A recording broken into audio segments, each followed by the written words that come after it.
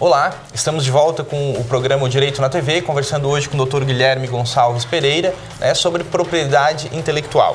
Doutor Guilherme, nós íamos conversando sobre a questão da propriedade intelectual, e chegamos a conversar um pouquinho sobre a questão de patentes, E o senhor nos colocou lá, a parte conceitual de patente. Mas quando que eu sei que um produto pode ser patenteado?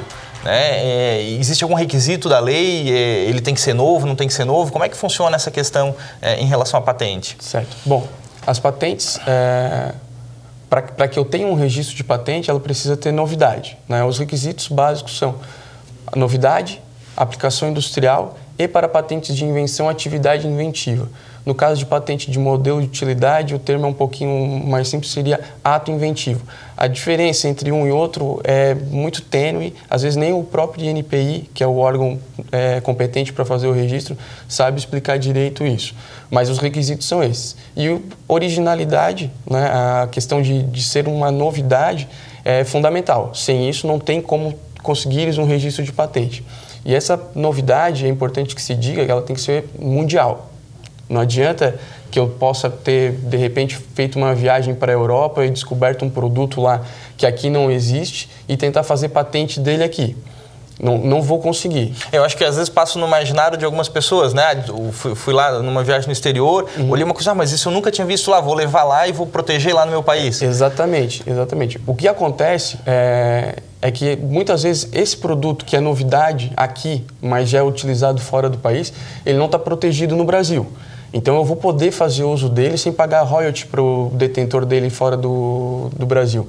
Por quê? Porque os registros eles são feitos em cada país. Então se eu desenvolver algum produto aqui no Brasil, que eu sei que vai ter um apelo comercial nos Estados Unidos e no Japão, se eu não proteger ele lá também, eu não vou ter direito de exclusividade e nem de exclusão dos terceiros de maneira alguma. Qualquer um pode levar para lá e fazer uso sem me pagar nada. Isso é bem interessante, porque então de nada adianta eu ter uma excelente ideia, buscar a proteção dessa minha ideia aqui no mercado brasileiro, se a repercussão desse produto é mundial.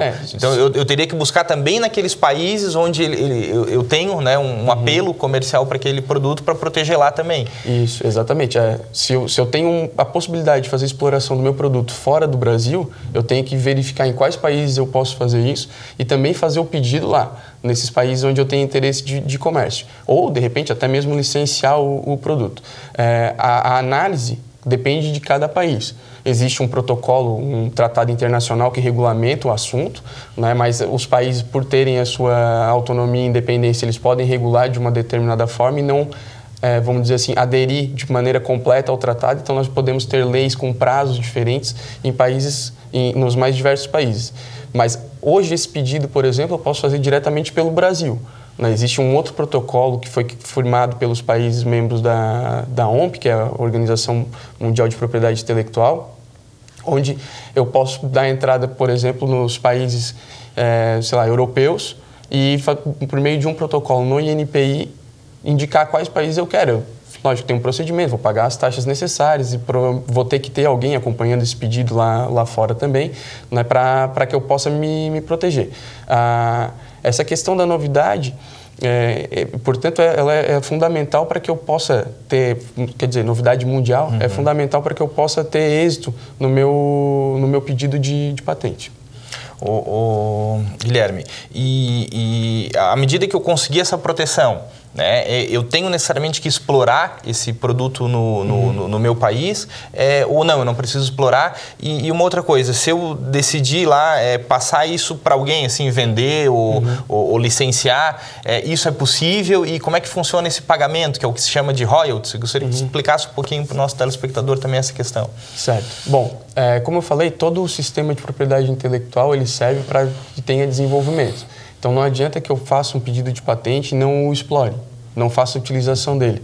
Se eu proceder dessa maneira, eu posso sofrer um pedido de adjudicação compulsória da minha patente e vou perder o meu direito. Então, assim, necessariamente eu preciso explorar após a concessão. A mesma coisa vale para marcas, por exemplo. Se eu tiver um direito deferido de uma determinada marca e passar a não utilizá-lo em determinado período, eu posso sofrer um processo e perder o direito de exploração daquela marca ou daquela patente.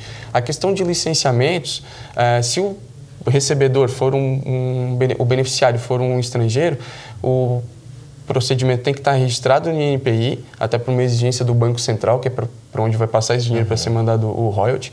Mas, geralmente, entre nacionais é feito contratos entre particulares. O correto é fazer o registro no INPI. Né? Até um pouco tempo atrás, o INPI era até um pouco invasivo e influía nas cláusulas entre as partes. E de uns tempos para cá isso tem diminuído um pouco, até por uma questão de procedimento do INPI, mas em alguns momentos ele dizia até se o royalty era alto ou era baixo e fazia interferências... negócios privados entre as partes. Exatamente, que extrapolaria, né, totalmente a competência dele. Até porque a função do INPI é fazer o registro, né, da patente, da marca e zelar para que isso esteja realmente protegido no âmbito, né, do órgão que é o competente para isso. E não influenciar na atuação e na... Isso, exatamente. A questão de licenciamento, por quanto eu vou licenciar, qual é a abrangência, se vai ser uma licença exclusiva, se não vai ser exclusiva, se vai ser regional, a maneira como eu vou lidar com o meu... que é um direito meu, uma propriedade minha. Não é de competência do INPI. É algo que deve ser relativo às partes e nada mais. Perfeito. A gente continua a conversa com o Dr. Guilherme no próximo bloco. Continuem conosco.